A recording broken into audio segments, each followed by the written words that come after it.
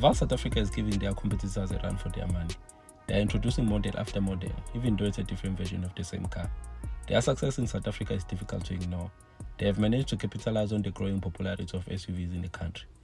These are the top 10 brands that have sold the most units in December 2022, with Haval selling 1,734 units. And I bet these numbers are going to increase, taking into consideration these two new models, which are another version of the Jolion. The fuel-efficient version is the hybrid, and the sporty-looking one is the Jolion S. In this video, I'll give you the difference between these two cars, and I'll definitely give you the pricing, which is interesting. So, welcome to Cars 24.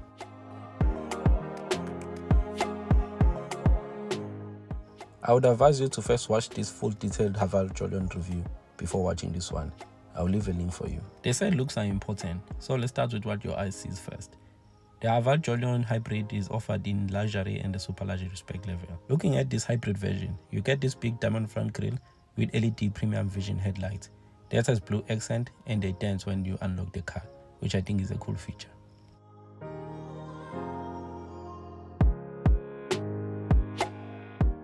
Depending on your spec level, you can get this car with either 17-inch or these 18-inch alloy wheels. You get silver roof rails, HEV badging on both sides and the back to tell you that this is the hybrid.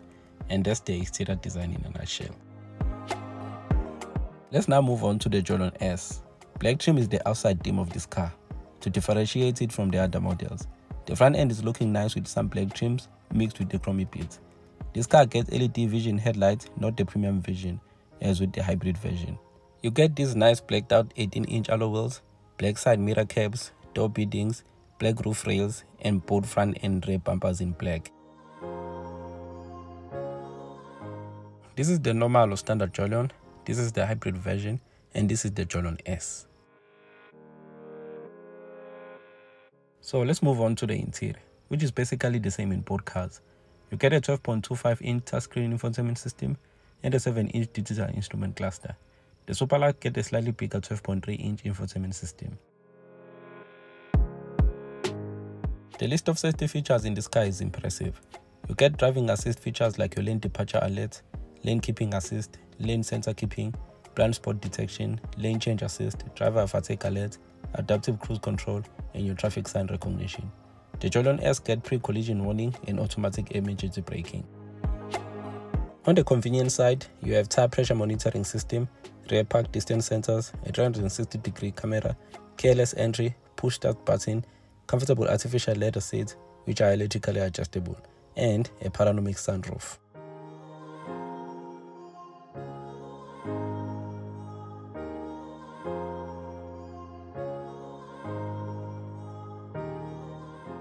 The back has two USB ports, two rear air vents, and armrests with cup holders, and ISOFIX anchor points for your child seat. The floor on the middle seat is flat, which makes these seats comfortable. Let's now talk about the oily bits. Let's start with the Jolion S. Under the bonnet is a revised 1.5-litre turbocharged petrol engine that produces 130 kilowatts of power and 270 Nm of torque. The normal Jolion produces 105 kilowatts of power and 210 Nm of torque. That's a power difference of 35 kilowatts and 60 Nm of torque. Much better than the 5 kilowatts and 5 Nm of torque you get on the H6 GT. This engine is mated to a 7-speed dual-clutch transmission that sends power to the front wheels. This car benefits from launch control. I'm not sure if you're gonna need this unless you're a street love or konofuna with street light. Moving on to the hybrid, it has this 1.5 turbocharged petrol engine and an electric motor, and when combined, they produce 140 kilowatts of power and 175 Nm of torque. This is a self-charging hybrid that can cover a decent amount of distance on electric power alone. The engine kicks in when increased speed and acceleration is needed. This system can switch from EV, series hybrid, parallel hybrid, and regeneration mode. And you get a number of driving modes. You get Eco, Standard, Sports, and Snow. In terms of fuel, Haval claims 5 liters to 100 kilometers on a combined cycle, which is a decent figure considering the size of this car, and the fact that I'm averaging around 9 liters to 100 kilometers with my Cherry.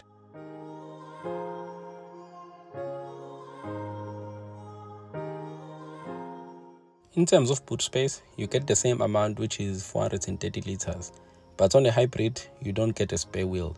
because the first floor is occupied by the electric staff, whereas in the Jolion S, you get a spare wheel.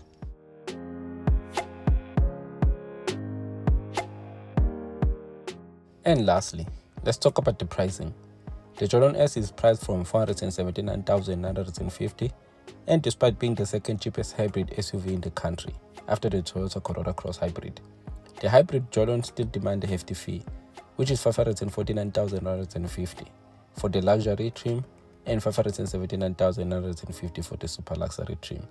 The super lux hybrid is $133,000 more expensive than the standard Jolion super luxury, but you're all not ready for that conversation.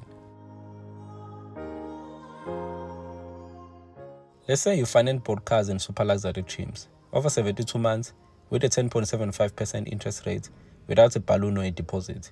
The Jolion S will demand a monthly installment of 9,165 rands, and the hybrid super lux you'll have to pay around 11,056 rands per month. Both these two cars will appeal to a different population for different reasons, which is a good thing for the brand. But I don't know how I feel about this. I'm seeing us complaining about Haval cars being expensive in the next 10 years, but so on. That's it from this video. If you enjoyed it, you know what to do. It's the best thing to do. Until next time, peace.